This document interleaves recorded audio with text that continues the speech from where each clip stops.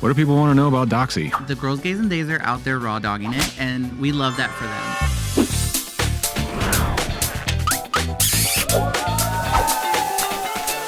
Hi, Gay. I'm Christopher Hamilton, CEO of Texas Health Action, and we're going to talk about the crazy, wacky, chaotic world of queer sex. And I think this is going to be right after Austin Pride, so we'll be seeing some of you soon, and you might even be in your feral era. And just in time, because we're going to go deep on Doxy. We're going to talk about DoxyPEP. And we've got two folks, the call coming from inside the house, our Director of Community Health, Stephen Tamayo, and our Chief Medical Officer, Dr. Matthew Bauer. Hi. Hello. Thank you. Okay, DoxyPEP. What is it? Well, quite simply, it's an antibiotic that you take right after sex, ideally within the first 24 hours, but no later than 72 hours. That helps reduce your chances of getting an STI like chlamydia, syphilis, or gonorrhea. Okay, so that PEP part. So I've heard of like HIV PrEP, and that's before. Correct. Pre, and PEP is post. Yes, post meaning after. Doxy is an antibiotic, doxycycline, right? Correct. Okay, can I just take my friend's amoxicillin or whatever? Absolutely not. Okay. I'd recommend you talking to your healthcare provider about what options are available for you, whether DoxyPEP is a great option for you or not. How did we get to this? Like, how do we know this works? Oh, the story of DoxyPEP. It really starts with. Take me back. It really starts back with HIV prevention. And if you think about it, it goes a little further back than that. The same story we've been telling ourselves for decades, the same model of treatment of what we've been doing, pushing condoms. That may not work for everyone. Then we've been telling people, test, treat, rinse and repeat. Again, that's an important part of prevention, but that's not the whole story. Not everyone is having sex the same way. So the assumption that everyone's sex life is the same is flawed. So someone decided around the time HIV PrEP became available in 2012, let's start asking some additional questions. What if we took an antibiotic right after sex? How would that affect STIs? And lo and behold, they were right. Fast forward, a decade, and now it's part of the guidelines, recommendations for people who may be higher risk of getting STIs to take that medicine to prevent chlamydia, syphilis, and even gonorrhea. Okay. Stephen, what do y'all see in like the walk-in testing spaces? I know we have people listening or watching that may come to one of our walk-in spaces, but you also have a van. You go out into the community talking to people. Like, what do people want to know about Doxy? The girls, gays, and days are out there raw dogging it, and we love that for them. But, as Dr. Bauer was saying, there are so many old risk reduction strategies that are really pushed onto patients and community members, like, just wear a condom or, just get tested and treated. And now there's so many different things that people can do to take charge of their sexual health. And, Kind Clinic's always been at the forefront of, getting our community what they need. It's how we got started. We saw a lot of patients who were coming in and they were asking, like, I want to get on DoxyPEP. I've heard about this. My friend's on it. My friend got it from their doctor. When are y'all going to start doing this? And so then we figured out a way to start getting more education to our patients about what it is and how to take it, and started offering it as a prescription at their appointments. And okay, so it does have to be prescribed. You can't just go buy it off the shelf or something. No, unfortunately not. Not yet. Right. Someday, maybe. Maybe. We'll hope. Does it have to be after? Can you start it before? All the studies have looked at it after your sexual encounter, and that's how it's recommended, is to take after sex, so post-exposure. Does it hit every STI, or does it only hit like certain things? I wish. I know we got to make it complicated, don't we? I wish. When you look at like HIV prevention, you see great efficacy, meaning almost 100% with these medicines. Now on DoxyPEP, it's not quite that way.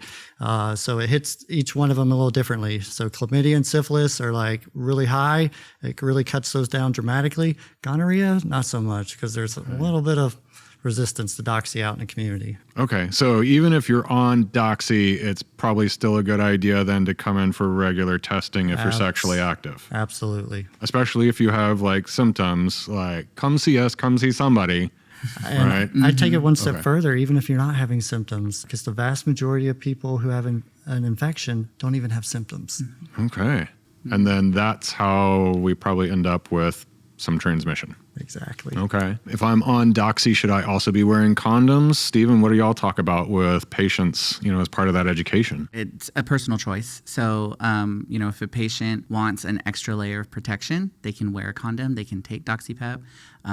They're great paired together, but they're also great as standalone options. And sometimes, can be a little embarrassing for some folks to go get them at the store. Maybe they're like, come see us in the moment. Are you going to Walgreens to buy condoms? Absolutely not. Okay. Where are you going to get condoms? Go to the Kind Clinic, because anytime the Kind Clinic is open for business, anybody from the community can walk in and get any of the supplies that they need without having an appointment. For free.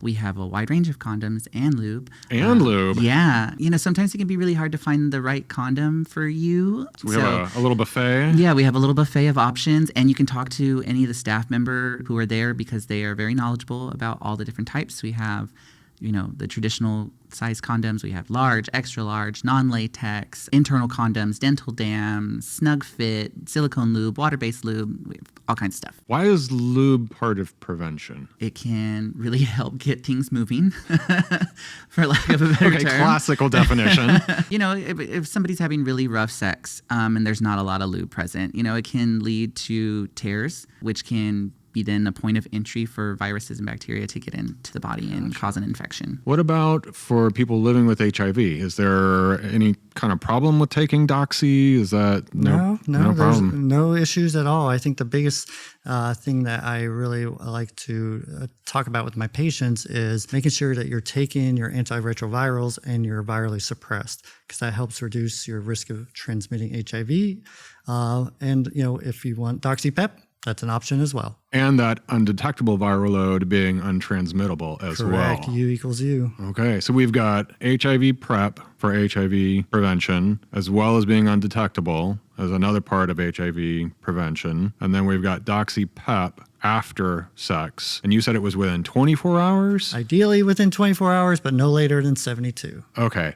Now, let's say I have a very active weekend planned for Pride, where I've got a hookup Friday, a hookup Saturday, and a hookup Sunday. Okay. When do I start? You take it right after your first encounter, but don't repeat the dose until 24 hours later. So basically, at least once a day, take the dose. Okay. Yeah. You can have multiple partners in one day, and that one dose covers everything that you did in those 24 hours. So we've got chlamydia and syphilis. It works well on. Mm-hmm. Gonorrhea, okay, so that's good. like you may have to have some other kind of treatment if that's... And that's why it's so important to Warranted. have regular testing. Okay. What are some misconceptions about Doxy? I know we kind of went through a bunch of different basic questions, but what are some misconceptions maybe that you hear from patients or people in the community? It's probably not a misconception per se, but if somebody doesn't have insurance, they're like, how am I going to pay for it? Or they'll think because it is a prescription that it's going to be really expensive, because maybe they're used to navigating other prescriptions that they take being really expensive. Is it expensive? Is it? I mean, it's a prescription, so how does that work? Yeah, so you can go pick it up at the pharmacy, and if you have insurance, you would just pay your normal copay. And then if you don't have insurance, it can be reasonably priced, depending on where you go.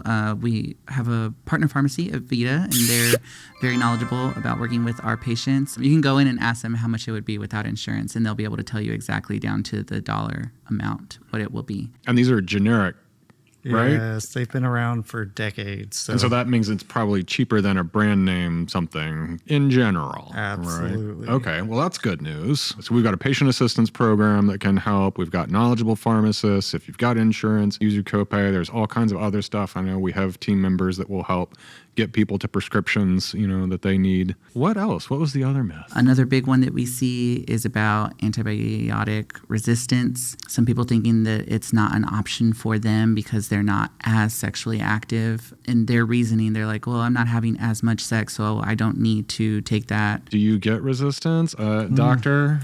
So anytime you take an antibiotic, there's always a risk of getting resistant to that antibiotic. For such a small dose at one time or a couple, maybe even back to back, less likely, but that's really a conversation you have to have with your healthcare provider, weighing the risk of, getting an infection versus potentially lower risk of getting resistance to that medication. I think also not so much a misconception, but perhaps a concern that sometimes comes up with some patients is that because they are very sexually active, they feel like they would be taking it every day. And so the side effects that come along with taking an antibiotic are a concern for them, because they're like, am I going to walk outside and get a sunburn immediately because I'm taking it every day? Or how closely do I have to watch my dairy intake? Or I only remember to take pills at certain times during the day and I can't lay down right after taking that medication, and I remember better at night. Or, just some of the things that come up when patients are considering it as an option. So those are some very specific things you mentioned. I'm guessing those are side effects? Yeah, those can be side effects of the medication. Everyone's body responds differently to medication. So just because somebody is really sensitive to the sun, somebody else who takes it may not be as sensitive. But hard to imagine. I might be occasionally sensitive to the sun. Yeah, but there are lots of things that you can do to take care of the side effects that come along with that. So you can wear sunblock if you do experience sun sensitivity. If you experience any nausea or diarrhea while taking the medication, you can take medication for that. What was the other one? Don't eat a charcuterie board before. Yeah, just watch your dairy intake right around taking the medication. Maybe try switching it up and taking your medication in the morning, so that way you're not concerned with lying down right afterwards as well. Doctor, any other I words of wisdom? I think you hit the highlights. Sunblock, try to space it out away from your calcium for your bones. And I think take with some food. That helps settle the stomach a little bit. Some questions from listeners and others around. Is it only for gay guys? No. Who else can take this? It's been studied mostly in the gay community, but theoretically anybody could take it. It was studied in gay, bisexual, and transgender women particularly, but I've seen it used by other individuals who are at risk of getting STIs. So cis women, Yeah. people assigned female at birth. Yeah, as long as they don't intend on getting pregnant. Yeah. If they are trying to get pregnant, or they think that there's a chance that they might be pregnant, they haven't taken a pregnancy test, then they shouldn't take the medication. Okay, and that's probably one of those situations of talk to your healthcare provider. Yes, Yeah. and all these are typical conversations that you have with your healthcare provider before starting a medication. Is talking about what should I be worried about, sunburn? Should I be worried about getting pregnancy, or should I let you know if I'm intending on getting pregnant? All these things are things that are happening when you're talking to your doctor about this. Okay. I forgot to eat before taking my Doxy. What do I do? Pray. No, I would just say, drink a fair amount of a good, glass of water or some sort of juice to help settle the stomach. It really just will help ease any irritation that you might feel. My BFF hooked up. I didn't. Can I give him my Doxy? No, that prescription is for you. Okay. That is a very doctor medical answer. There's enough to go around. Come see us. You'd have to make sure that your friend isn't allergic to the medication, because if they are, they could have a really serious side effect. So that is a really big concern about sharing medication. Okay. So this is why it's important to everybody, every individual, come talk to a healthcare provider and have that conversation individually. Okay. Just because it's right for you may not be right for your friend. Okay. I don't need Doxy. I'm not having that much sex. True or false? I say false. I would say false too. Okay. Yeah. Just because you have less sex than somebody else doesn't mean that you can't still take the medication, because the one time that you have sex, you could contract an STI. I say it's a good tool. Okay. I agree.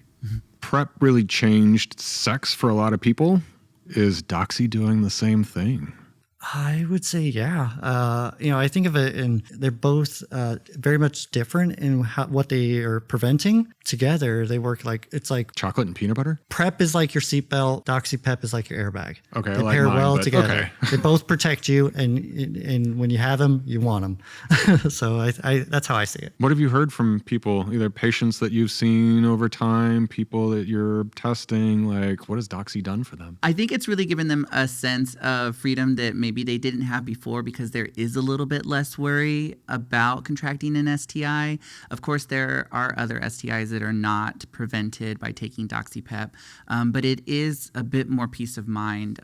We have patients who come in all the time, and when we're having our conversations with them in the clinic, they're like, oh yeah, I remember to take it. I'm really good about taking it. It allows them to have more fun. We have patients who are, only having sex every once in a while, and then we have patients who are having sex every day, whether because it's their job or they just really like doing it. Yeah, it just gives them more peace of mind. If I'm not living with HIV, do I have to be on PrEP to get Doxy? Can I just take Doxy by itself? You can, but like I said, they pair well together. If you're worried about STIs, I think you should also be worried about preventing HIV. If there's one thing people should take away about DoxyPEP, like somebody leaves the exam room, doctor, what do you want them to leave with about DoxyPEP besides a prescription? That's what I was going to say. I would want them to leave with knowledge that they can now make more informed choices about what they're doing with their bodies or to other people's bodies, because it is another tool in our prevention tool belt. My mind initially went to like a medical answer, but really it's take ownership of your sexual health. And this is empowering those to do that. How do you think that fits into like our mission as Kind Clinic and Texas Health Action and what we do? I mean, I think it's what we do every day. We really promote a sex positive experience with our patients. And many of us grew up in times where we didn't talk about sex or we didn't have these open conversations.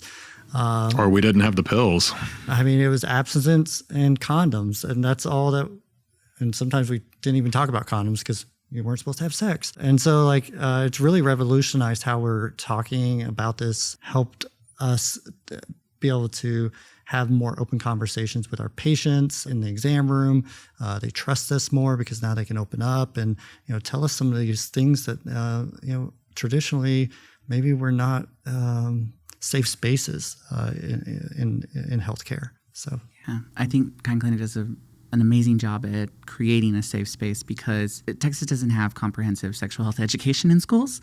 And so a lot of times when people come in to get tested for the first time, that is the first conversation that they are having about sexual health and learning about the risks associated with the behaviors that they're engaging in. We do a really good job of normalizing those conversations because they're not receiving them, or if they are, they're probably full of myths and misconceptions or misinformed, or telling them that what they're doing is bad, and that's just not the way that somebody should be treated. You can tell us anything. So back in my day, when PrEP was first coming on the scene, people got called Truvada whores. Very nasty, right? Shaming, stigmatizing language, not something we engage in at Kind Clinic. Is there still a similar kind of stigma about Doxy? I think, it's going to exist. And I think our job is to kind of bust that misconception. Your sex life may look different than someone else's sex life. You might be in a monogamous relationship. You might be hooking up a couple times a year on a dating app, or you might be visiting the local bathhouse and just having fun every weekend. Not here in Austin, but who am I to judge? I'm here to reduce your risk of getting HIV and getting STIs and making sure that you're getting tested regularly and treated if you need it. And I think maybe, Stephen, you mentioned this before, is that even if you're having sex one time, it's still probably a good idea to have Doxy, or at least have that conversation with your healthcare provider about, is this right for me? Even if you're doing all the right things and you're having conversations with your partners and asking them when was the last time they got tested, and are they on any medication to help prevent any infections, you could still contract an STI, because Dr. Bauer said sometimes they don't show symptoms. And so even if somebody is doing all the right things and maybe they got tested 3 months ago, but they had a hookup 2 months ago and they didn't show any symptoms, by all logic, they were doing the right thing, and they're answering truthfully to those questions that they're having in that conversation. You don't always know until you actually get tested. So, well, then should I come get tested the day after sex? Unfortunately, no. Okay. We do see that sometimes. The tests just aren't that good yet. They take a little bit of time to show up. So we always recommend folks wait at least 2 weeks from the last time they had sex. Unless they start showing symptoms, then come in and see us immediately. But if you're not showing any symptoms and you had sex on Monday, then come and see us in 2 Mondays. Or any other day of the week. Yeah, only on Monday. What about in the apps? Like people are putting their PrEP status in there. Are people putting their Doxy status in there? I love that the apps now have a space where you can put your status and your testing history and what medications you're on and what vaccines you have taken. Because I think sometimes those conversations don't always happen because of some of the settings that you might be in. So like if you walk into a hotel room for a cum dump, you're probably not asking the person that you're about to enter into when they were last tested. But you can see that on their profile before you get their address to go to the hotel. Or if you're out cruising in the woods, there's not a lot of conversation that's happening in there. Or if you're hooking up in the steam room of the gym, or getting your back blown out at the Eagle, like those conversations, just the setting didn't call for them at that time. And it's nice to have a place to put that so that other folks can see it and be more informed. Is there any judgment of people that don't put it in there? I don't know that I've heard too many folks say that specifically. But I could see, there, of course, when you're on the apps, there's people who don't have anything on their profile for various reasons. As you're engaging with somebody on the apps, you can always kind of just throw that into the conversation. I think it normalizes that conversation. It doesn't stigmatize any part of the, common sexual health practices. It makes it more normal for folks to talk about. How do you begin that conversation in the apps? Kind of just slide it in there with, the normal questions. What are you into, or what are you wanting to do? You can sneakily just kind of throw it in there, being like, when was the last time you were tested? Or like, are you on PrEP? Or are you undetectable? Can you send a picture first, and open with that? Talking about what are you into? Can you host your travel? Okay, good advice. Y'all both see a lot of patients and people out in the community. What's a question that somebody was really embarrassed to ask that you are like, you know what, I get asked that a lot? I would say sometimes I get some questions that people are embarrassed to ask, and that's around like, how often should I take my DoxyPEP? Because I was very active this weekend. And sometimes they don't want to disclose that, but I just say, I'm not here to judge. Be you, and I tell them how to take it. I think sometimes the patients also come in and they're really shy about sharing some of the details, some of the intimate details of the intimate things that they're doing. And that's because maybe they got shamed at another practice, or maybe they have like a lot of shame that they're carrying themselves about what they did. I guess I would just say to them, like, we've seen and heard it all. So don't be shy when you come into the clinic. Please tell us all the details, because it will ultimately help us provide all of the information that we should be providing you with, so that you have all the information you need. Absolutely. Take control of your sexual health. Dr. Bauer, Stephen, thank you for giving me the lowdown on Doxy, and for all of our listeners and viewers. What I heard is, one, it's the seatbelt and airbag. Like if you're not living with HIV, PrEP, and DoxyPEP, like that's your best defenses. I still want to think about it as chocolate and peanut butter, but whatever. Talk to a healthcare provider, right? It still takes a prescription. That's still going to be the best thing to figure out and help me figure out what's right for me in my sex life and how I want to have sex and do the things I want to do. And then I guess other news, you can go to our website. You can subscribe to our Substack and get more information. We have an article recently telling you more about Doxy. Thank you. Thank you for having us.